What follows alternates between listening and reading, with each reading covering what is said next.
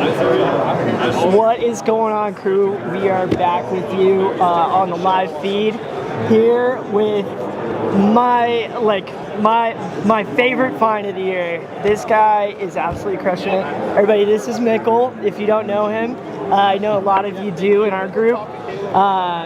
We're so happy to see you here, brother, and like your success and what you're doing. Like, we're so excited to talk to you about it. How are you digging the show so far? Anything fun, exciting coming out? Well, it's been a pleasure to be able to hang out with you guys. It's just an incredible event. So many smart, like-minded people all in one room. It's rare that you get to get so many people together all in one place, and it's just so nice when everyone's all aligned, all looking to really progress this space forward. So really just shaking hands with the community, talking with people like yourselves, and just really furthering this entire space in general. It's been a blast every year it is, and no, just excited to be able to talk with you guys. Yeah, nice. Great. You really crushed it when you came on our live, and I wanted to kind of let you open up, you know, what you want to discuss. I got some things for you too, but as far as like the future of XRPL, kind of what is still to be carried out, and maybe just things that you see coming that you could just share with the crew. Oh, absolutely. That I know you do on your channel. Love the open-ended question. So, one of the biggest things I see is for a long time we looked at XRP as a payments token, and Brad Garlinghouse said back in the day, I think this was maybe 4 years ago, he said, you know, right now we're kind of in this stage where Amazon was just doing books, and that's how I look at using XRP as a payments token. But I think over the next couple of years we're going to see a big move, and you're going to see XRP positioned as a liquidity token, and what you're going to see is the XRP ledger will become a tokenization vehicle for the value of the next generation financial system. So I always tell people this: we have the legacy system over here. It's got quadrillions and quadrillions of dollars running on outdated, broken rails. We need to take that value and put it on the new rails, and I think all of that value is going to need some kind of oil, grease in the middle, and that's where XRP really sits in the equation. So I think we're going to move away from this idea of, oh, I'm sending you XRP and that's the value of XRP, and more as the XRP as the liquidity for a decentralized global clearinghouse, that being the XRP ledger. And I think that transition is something I'm personally very excited about. Yeah, I have to agree. It's financially huge, because what you've just described in a nutshell is not just a SWIFT system.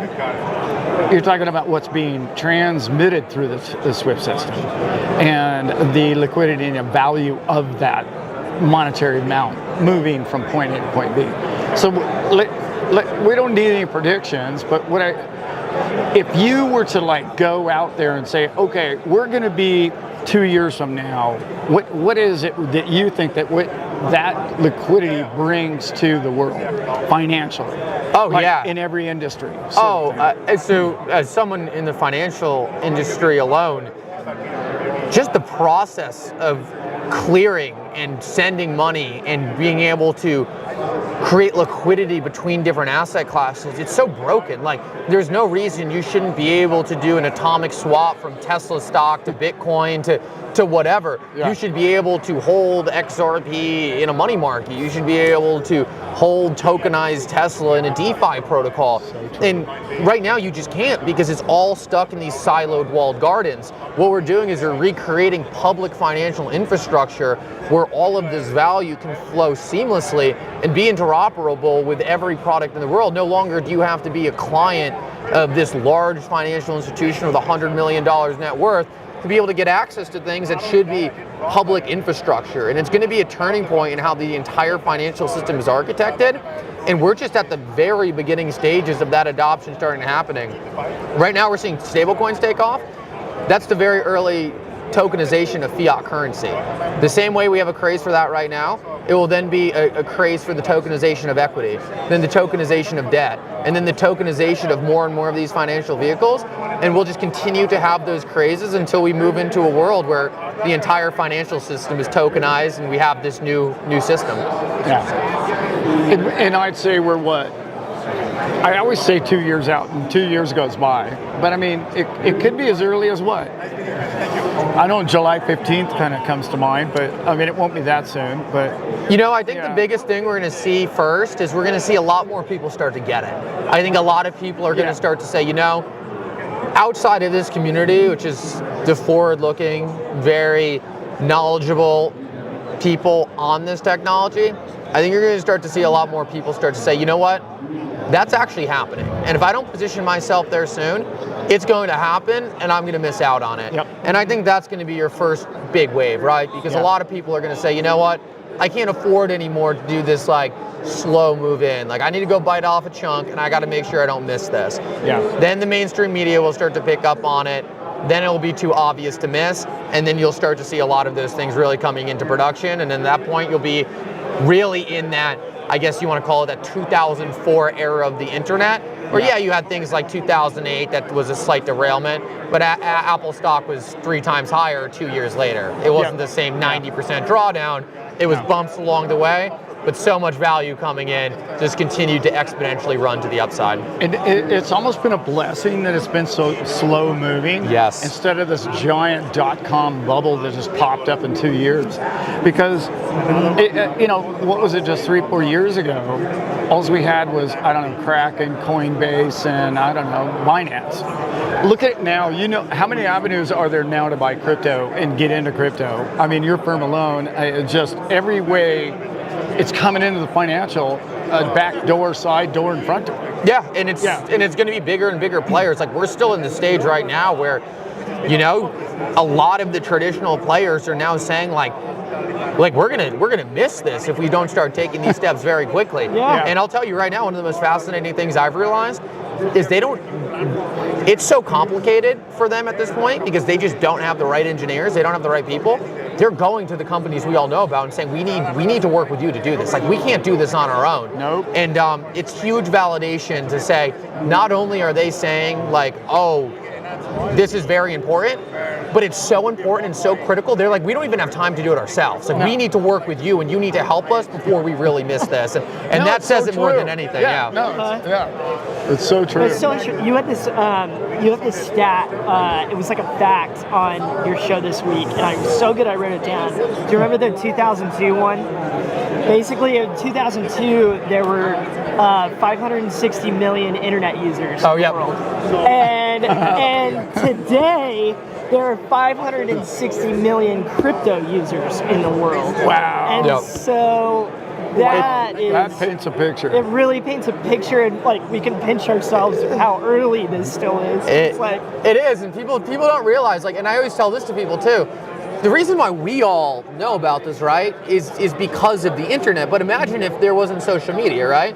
Like you would probably wouldn't know anyway. We would all have like a 1/1,000,000th of our education of the space. We learn from each other. I learn from smarter people in the space. We all bounce ideas off each other, and we can come to places like this where we can really help educate everyone all at once. But if it wasn't for social media, if it wasn't for these other things, it would feel like 2000 of the internet. It'd be like, oh, here's this wacky, crazy idea. Like, you wouldn't be able to source all this high quality information. So we're in a very unique place where we've been able to build this group of highly educated people and all learn from one another. But man, it is still so early. And I think sometimes people like us can even lose sight of that. But it makes me so excited about what's on the other side of this. To be at a pace where we're growing faster than the internet was right now and at the same level of users, I mean, I think this is going to be, the internet was the information era, and this is the era of value. And I think that's exponentially more important. The era of value. That's it. That's where we're coming. And the valuation of all things being tokenized. Yes. Of all things. Yeah, that's where we're at. And not like you two have taught me, like not getting stuck in the weeds of like, there was so much conversation of like, well, why don't we just use stablecoins, you know? Once you understand like how a stablecoin works and like the institutional money that it takes to fuel that and put into that, whereas you have in XRP like this perfect bridging asset. Yes. That is just the way and how you explained it in the beginning of this, Mickle, is perfect. It's like it's positioned to be that liquid thing between two other vessels? What do you want to trade here and what do you want to trade here? There's never been an asset before in history that has zero counterparty risk that acts as decentralized neutral liquidity. Stablecoins don't solve that. Stablecoins are a great way to add more functionality. And if you have people, and this is something people get stuck into, if you have someone telling you that a stablecoin replaces XRP, the XRP ledger was created for fiat tokenization. That's what a stablecoin is. Yeah. Ripple's goal since the start was to tokenize currency. Yeah. That's what a stablecoin was. The entire premise of the XRP ledger was to be an engine of taking these old forms of value, whether that's currency, bonds, stocks, to tokenize that and have XRP be liquidity. So it's so funny, in my opinion, for people to be like, oh, stablecoins. The XRP ledger was created for stablecoins. It's a critical part of the emergence of this entire thing playing out. If there's no value on the XRP ledger, if there's no tokenized assets, then it silos XRP, and that it's a bad liquidity. The more assets you can bring into there and the more bridges you can build, it brings XRP exponentially more value. And it just absorbs it all. Absolutely. Yeah. Instead of becoming a stable coin, it's just going to absorb the value of all stable coins and all fiat, period. People always ask me, they're like, well, what do you think about backing XRP with gold? I was like, gold's tiny. I don't care about gold. Hey, what do you mean? Like, I don't care about gold, oil, derivatives, bonds. Like, it's so much bigger than this. I mean, the $10 trillion market, it's nothing. Like, people have to realize that what we're creating, in the same exact way when oil companies were the biggest companies on earth and people said, okay, you could never have an internet company be bigger than an oil company, and then the biggest company went from $100 billion to $5 trillion with the internet companies, you're going to see, I think, these digital assets be the first quadrillion-dollar asset classes. I believe that. It's a whole new paradigm. And as you get exponentially more important innovation to the world, the valuations get exponentially higher alongside that. Everybody says, oh, we have too much debt. No, we don't. No, just wait until this thing gets adopted. Yes. You don't even understand. Those quadrillions are just go by the wayside. Yes. Numbers change. Yeah, okay, this might have more zeros on it or whatever, but there's not too much liquidity. There's a liquidity lack. And what people think is they think debt. Oh, well, I got to pay the debt off. Everybody has, no, that's old money, and if everybody paid the debt off, it would stop everything. Yes. It would be deflationary. We're not going to do that. How do you issue the money? You make the debt. So like, what are you going to do? Close out the entire? We live in a debt-based system. Yeah. So when you start talking like the way we issue money is to produce debt, but you get $1 on the other side. There's an equal representation at the balance sheet. With interest on it. I think people miss the whole balance sheet side of it sometimes. But you make an excellent point. Yeah. And I think it's important to realize, because another thing people say is like, oh, well, you're going to have Ripple replace the Federal Reserve. It's like, well, no, what Ripple's going to do is work with these organizations to build out a better plumbing for the systems we have today. I can guarantee you right now, I don't think Ripple's going to want to be able to get absorbed by Congress and become this quasi-monster of government. But what they want to do is work with all the systems, create those connection points, and upgrade the infrastructure. And the more Ripple can work neutrally among all the governments, all of the major financial institutions, and just act as a clearinghouse for all of it, that's the most valuable proposition, in my opinion, for these upgrades that are coming. Oh, completely. And they're doing exactly that. Yes, they are. Yeah. One country at a time, one bank at a time. We got some fun ones for you. I love it, love it. Yeah. They're the hard ones. So, if anybody from your channel, like fan of yours, subscriber, I love that. That just has touched your heart, or just they've been there since the beginning, whoever you want to shout out right now. Yeah, and I'll just do kind of pseudonyms. So Crypto Clay, Roger, Silver Days, Brian Wolf, Mary Cox. There's so many, but dude, there are so many people who just moderate my channel for free and reach out to me and fix up my comment section, and then they're it's such a powerful community, and there's so many people out there. I would say everyone who watches the live streams, but just a few off the top of my head. Huge thank you to them, and I love that question. And you've missed a dozen or 1,000. Hundreds, literally hundreds, but just a couple rattled off. Yeah. You can throw anything at me. Which one? Anything? Hey, you can throw anything at me. Yeah, don't feel bad. What do you got, Dad? Well, I was gonna. Do you have any pets? No pets, but I'm in the process of adopting a kitten. I work at home all day, and I would love to have a kitten running around the house. Yeah. My girlfriend's a vet. She has 2 cats. Bless her soul. She's the only reason why I'm able to do stuff like this, because she does so much for me. So massive shout out to her as well. Just incredible. She's a rock for me, because you know what it's like to be in these positions. It's a lot, and you need to have a strong foundation. She does that for me. Yeah. And that party last night, you killed it, by the way. Thank you. We had that party, and every time I turned around, he was talking in a deep conversation with everybody.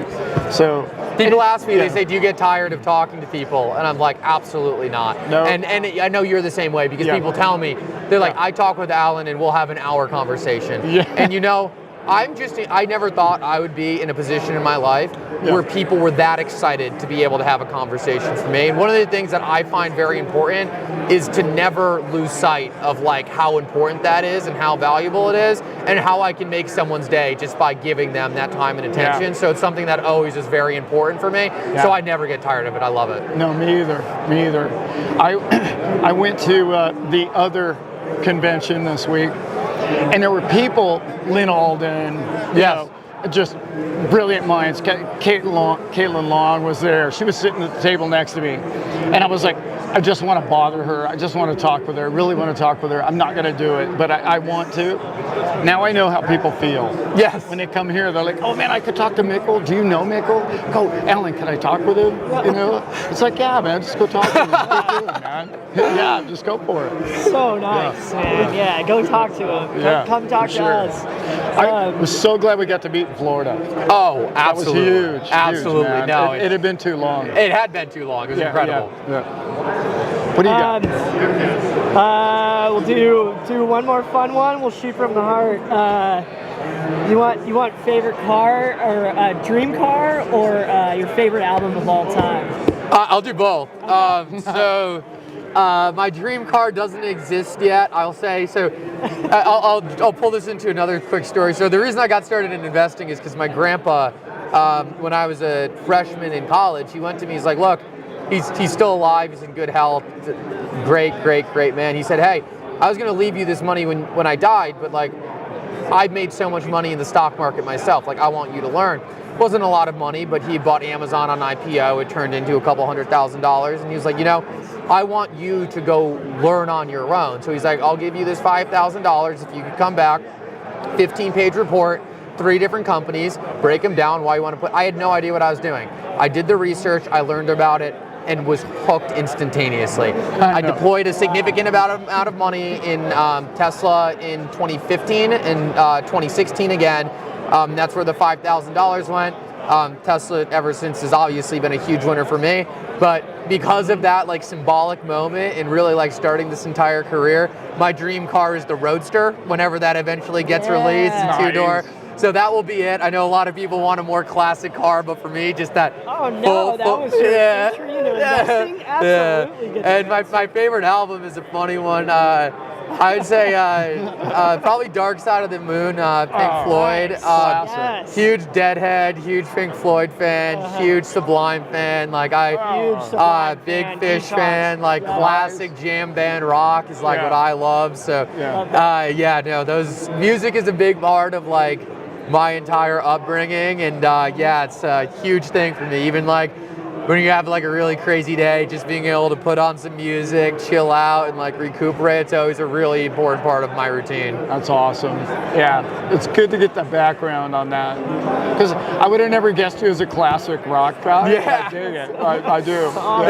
It took going to about 3,000 soccer tournaments with my dad and having about every single Grateful Dead album playing on repeat. It's in your blood. Up until the age of 18, I was like, I don't want to listen to this. This is trash. And boom. And I was like, oh yeah, by that Dead and Company show, you think me and my friends can come? And it was cool because that was kind of that moment where, you know, it was kind of a cool moment with my dad as well, where I got to appreciate a lot of those things he grew up with and got to do a lot of those things with him. So it was kind of a cool moment. It's like I flipped from the old like high school like rap, hip hop off, and I was like, I don't know what to tell you, man, but I'm suddenly appreciating this stuff. 100%.